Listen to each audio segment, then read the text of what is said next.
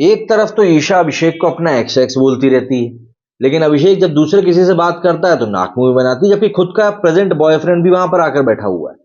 यही तो एक रियलिटी है। मतलब आज के समय में जिस तरीके से लोग चाहते हैं कि नहीं तू भी हमारे साथ रहे, तू भी हमारे साथ रहे, उन सब के बीच में ये एक रियलिटी है जो कि आज के समाज की शायद हमारे सामने इस बार बिग बॉस ने लाकर रख दी है। मतलब कि जितना मिले उतना कम है।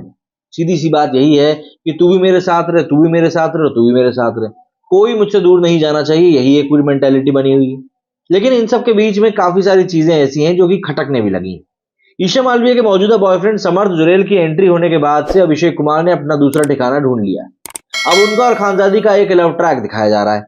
बिग बॉस सीजन 17 में इनकी केमिस्ट्री अलग ही तरह से दर्शकों के सामने परोसी जा रही है। अब ये ईशा को चढ़ाने के लिए है या फिर वाकई में, ये तो वे लोग ही जानते हैं, लेकिन नए प्रोमो में इनके बीच प्यार की फुहार वाकई में देखने को मिल रही है। जैसा कि बीते एपिसोड में खानजादी और अभिषेक कुमार की दोस्ती की नई शुरुआत हुई थी, दोनों के बीच एक अलग ही बॉन्ड दिखाया गया। अब जो नया प्रोमो सामने आया है, इसमें अभिषेक कुमार बालकनी में खड़े होकर खानजादी से हाथ जोड़कर माफी मांग रहे हैं। वो कह रहे हैं कि Khanzaadi, I am very very sorry, please मुझे माफ कर दो, मैं कान पकड़कर उठक बैठक करके सॉरी मांगता हूं। इस पर खानजादी ने कहा कि अगर वापस से सेम चीज किया तो। इस पर अभिषेक ने कहा गाल पर किस कर देना। वहीं आगे दिखाया जाता है कि अभिषेक कैसे खानजादी को मनाने की कोशिश कर रहा है। वो उनके आगे पीछे घूमते हैं, कहते हैं खानजादी एकदम से सुंदर लगने लग गई है तुम मुझे। लेकिन खानजादी अपना रास्ता बदल लेती है तो अभिषेक उनसे प्यार से बोलते हैं तुम मुझे डांट तो लो, तुम तो लड़ रही हो। वहीं ये सब देखकर ईशा का मुंह छोटा सा हो जाता है और ये सब देखकर घर वाले ही मजे लेने लगते हैं, हंसने लगते हैं। अभिषेक कुमार और ईशा मालवीय ने एक दूसरे को उड़रिया के समय से डेट किया था, मगर कुछ समय बाद ही दोनों का ब्रेकअप हो गया था क्योंकि अभिषेक एक्ट्रेस की इज्जत नहीं करते थे और उन पर हाथ तक उठाते थे।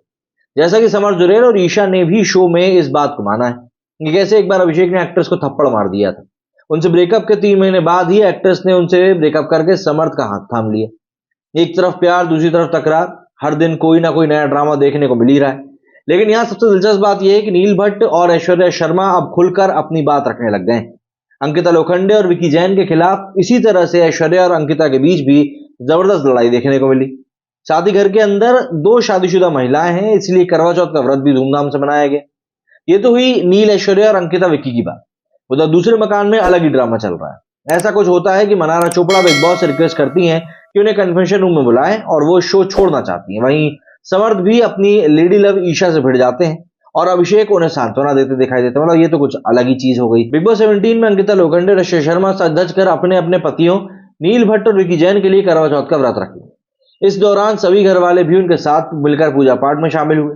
विकी अपनी बीवी की मांग में सिंदूर भरते हैं तो नील भी ऐश्वर्या को मंगलसूत्र पहनाते हैं। ये सब देखने के अलावा आपको बिग बॉस के घर में काफी ड्रामा भी देखने को मिलेगा। इसी वजह से ईशा मालवीय और उनके बॉयफ्रेंड समर्थ जुरेल के बीच भी लड़ाई हुई है। समर्थ गुस्से में ईशा के हाथ में रखा सामान भी फेंक देते हैं। ये देखकर ईशा उन्हें धमकी देती है कि अगर ये सब कुछ खत्म नहीं किया तो वो रिश्ता भी खत्म कर देंगी। बाद में वो सॉरी भी बोलती दिखती है। अभिषेक बाद में समर्थ से पूछते हैं कि ईशा से आखिर ऐसा क्या है जो सब उससे प्यार कर बैठते हैं। शो के अंदर अब असली घमासान नील भट्ट और विकी जैन के बीच में मचने वाली। दरअसल एक टास्क के दौरान नील विकी का नाम लेकर कहते हैं कि वो उनसे नफरत करता है। ये बात अंकिता को चुभ जाती है और वो उन्हें डरपोक कहने लगती है। तभी ऐश्वर्या झगड़े में कूद जाती है और अपने पति का बचाव करती है। वो अंकिता को फट्टू कह देती है। दूसरे मकान में मनारा चोपड़ा की किसी से लड़ाई हो जाती है और वो इमोशनल हो जाती है, रोने लगती है और बिग बॉस से कन्फेशन रूम में बुलाने को कहती है। वो ये भी कहती है कि अब वो इस शो में नहीं रहना चाहती। अब आप इस शो के बारे में क्या ही कहेंगे? मतलब यहाँ पर तो वाकई में ऐसा लगने लगा है कि मोहल्ले की लड़ाई को बिल्कुल स्क्रीन पर लाकर रख दिया। मेरी सुनी फिलहाल इतना ही। जय हिंद, जय भारत।